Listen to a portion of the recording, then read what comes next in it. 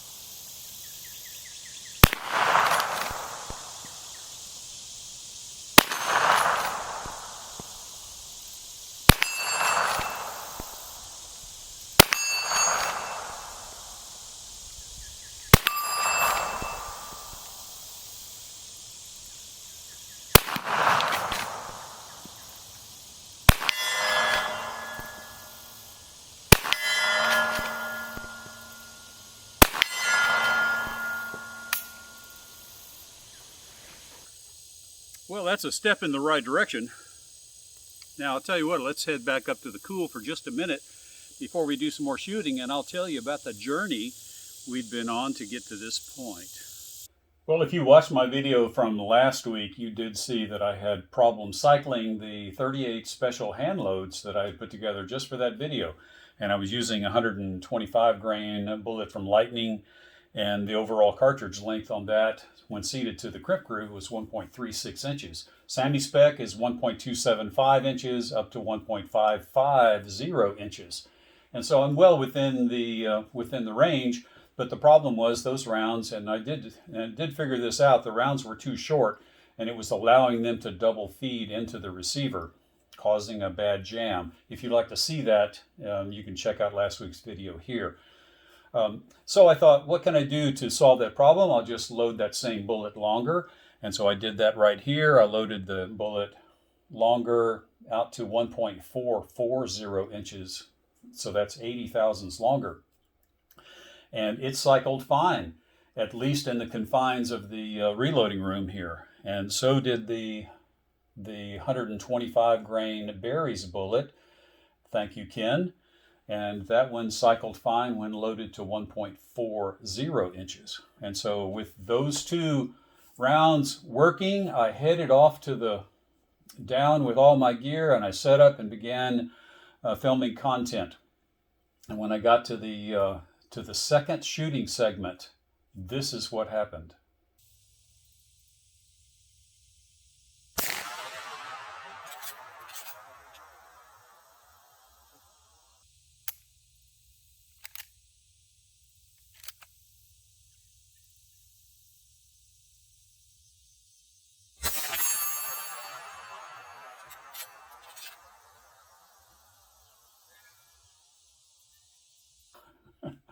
And yes, I was spitting out two rounds at a time, two cartridges with every cycle, almost every cycle of the lever. And so, wow, that really set me back.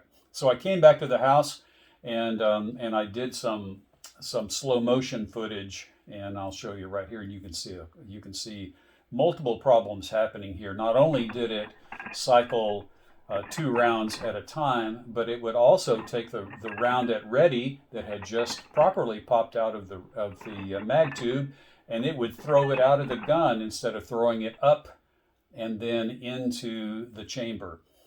And I found the problem to be, after a little bit of head scratching, in the confines of the reloading room here, when I was testing and cycling all of those and spitting them out here onto the carpet, everything was working great.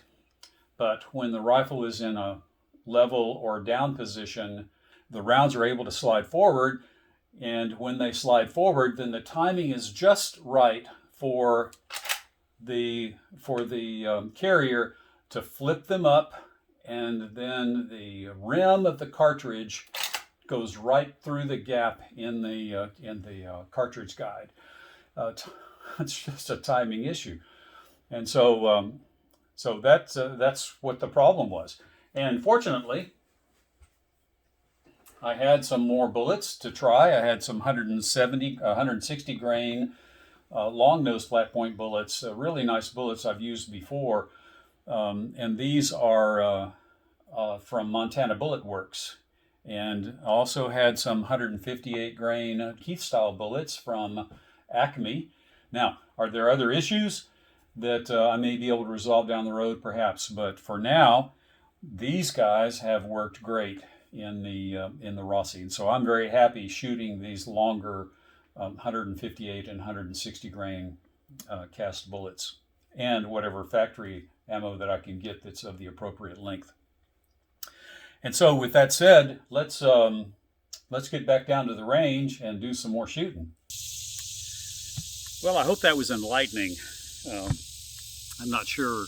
I know a lot of you guys in the comments in the last video about this gun said that you had no problem with short bullets, but it's definitely an issue with mine, and it's probably fairly normal, but I'm sure you guys are going to let me know.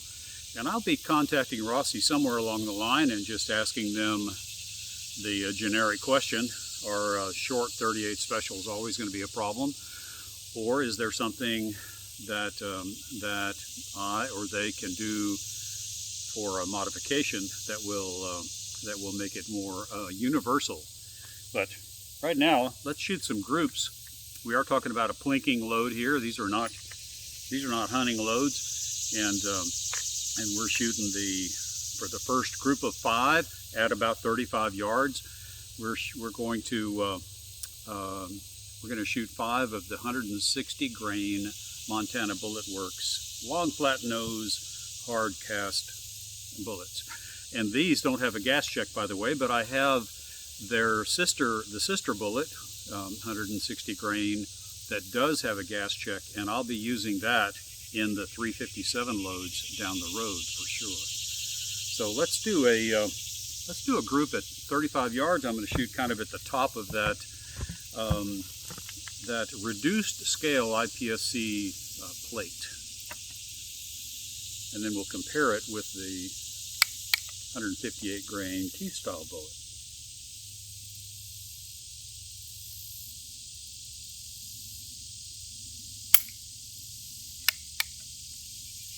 Cycle around.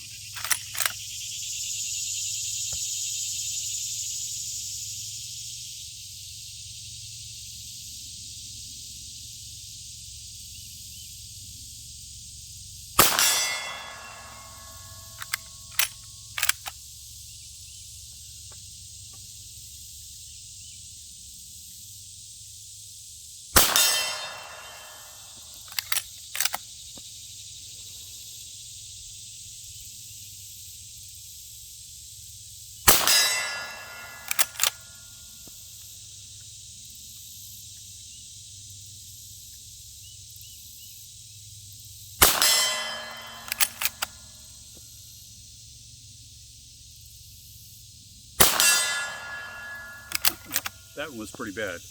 But now let's load up with 5 of the Keith style bullets.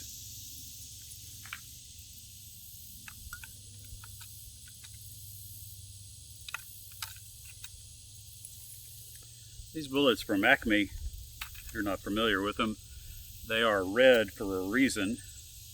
They are high-tech coated. It's a polymer coating. I think it's a coating that was developed in Australia. And some of you guys, friends of the channel, could let me know what you think, but I believe it was Australia. And I can't remember if I loaded 5 or 6.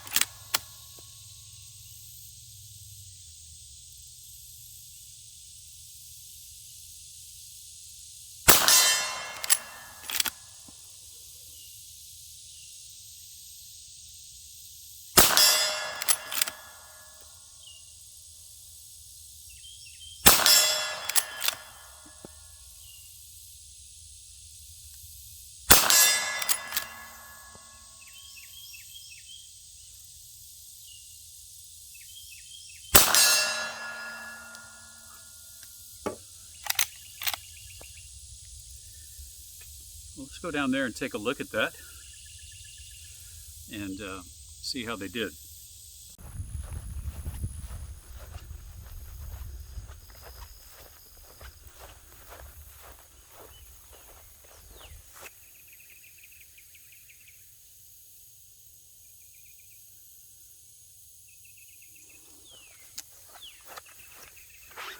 Well, so this is the 160 grain cast bullet from Montana Bullet Works, and these are from the Keith style bullet.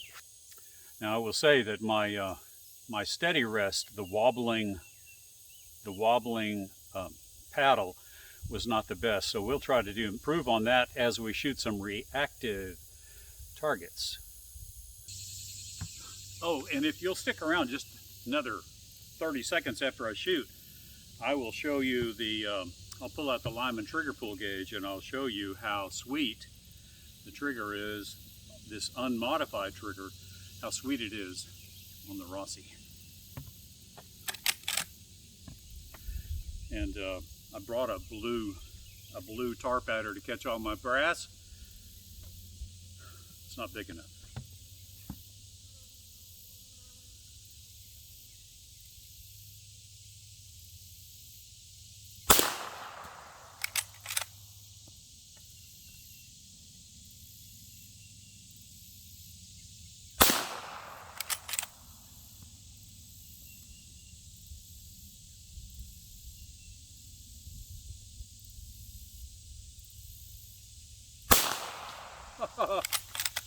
I hit it.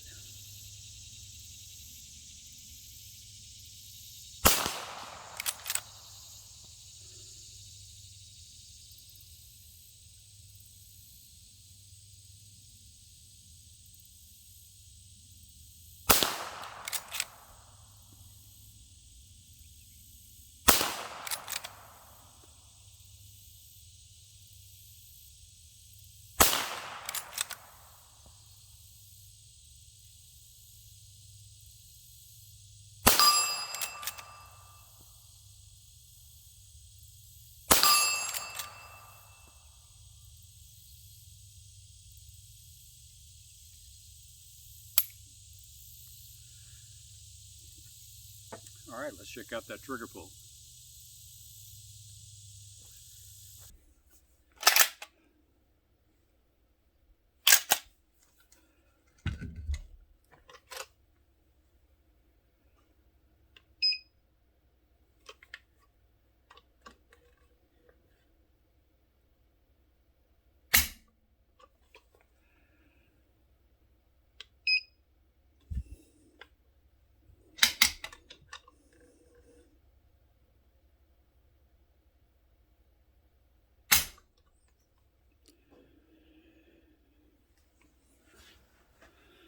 Well, a 3 pound, 1 ounce or 2 ounce trigger on top of all that we've already seen.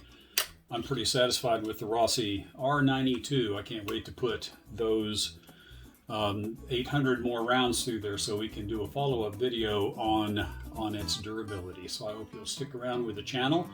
Subscribe if you haven't. Thank you guys, my patrons, for supporting me in all the ways that you do. And I'll see you in the next video.